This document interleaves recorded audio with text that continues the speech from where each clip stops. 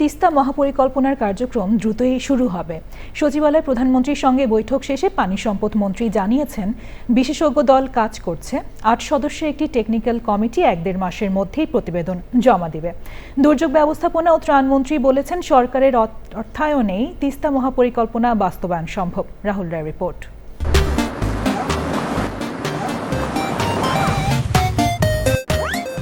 বৃহস্পতিবার সকাল সকাল প্রধানমন্ত্রী তারেক রহমান সচিবালয়ে যাওয়ার পর তার সঙ্গে সৌজন্য সাক্ষাৎ করেন জাতিসংঘ উন্নয়ন কর্মসূচি ইউএনডিপির বাংলাদেশ অফিসের আবাসিক প্রতিনিধি স্টেফান লিলার।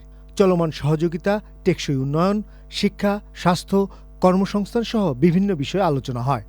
এরপর শুরু হয় প্রধানমন্ত্রীর ধারাবাহিক কর্মসূচি। শিক্ষামন্ত্রী সহ কয়েকজন মন্ত্রীর সঙ্গে বৈঠক করেন প্রধানমন্ত্রী। 2022-এর পর থেকে কল্যাণ ট্রাস্ট অ্যান্ড অবসর ভাতা শিক্ষকদের সেই অনুদানগুলো দেওয়া হচ্ছিল না এবং সেখান থেকে প্রায় বেশ কয়েক হাজার কোটি টাকা আত্মসাৎ করা হয়েছিল এবং প্রাইভেট ব্যাংকে দিয়েই সেই টাকাগুলিকে নষ্ট করে দেওয়া হয়েছিল।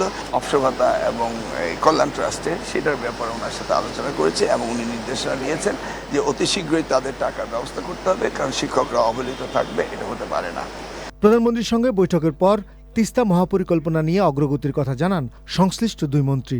বিশেষজ্ঞ টিম তারা কাজ শুরু করেছে। আমরা এর পাশাপাশি আরেকটা বিশেষজ্ঞ কমিটি 9 সদস্য বিশিষ্ট 8 সদস্য বিশিষ্ট আমরা করেছি।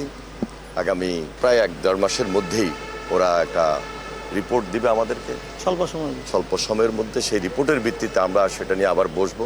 মাননীয় প্রধানমন্ত্রী তাগিদ দিয়েছেন, উনিও ইতিমধ্যে ঘোষণা করেছেন যে এই তিস্তা মহাপরিকল্পনা আমাদের যে কাজটি সম্পন্ন করা দরকার, তিস্তা পাড়ের যারা বসবাস করেন তাদের জন্য, দেশের জন্য, সেটিকে আমরা প্রায়োরিটি দিচ্ছি। অর্থায়নের বিষয়টা বলেছেন, অর্থায়ন তো আমরা আমাদের জিওবির থেকেও করতে পারি। এটা তো খুব বড় বিষয় না, এটি তো 10 বছরের পরিকল্পনা রয়েছে।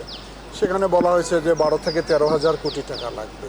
আমি এটা কিছু মনে করি না, তবে টেকনিক্যাল সাপোর্ট হয়তো বহির্বিশ্বের নিতে হতে পারে। সেটি পরীক্ষা করে আমরা দেখব যে কোন দেশের থেকে এটা টেকনিক্যাল সাপোর্ট নেওয়া যেতে পারে।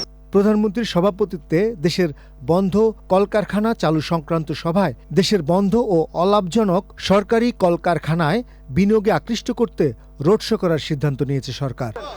রাহুল রায়, চ্যানেল আই, ঢাকা।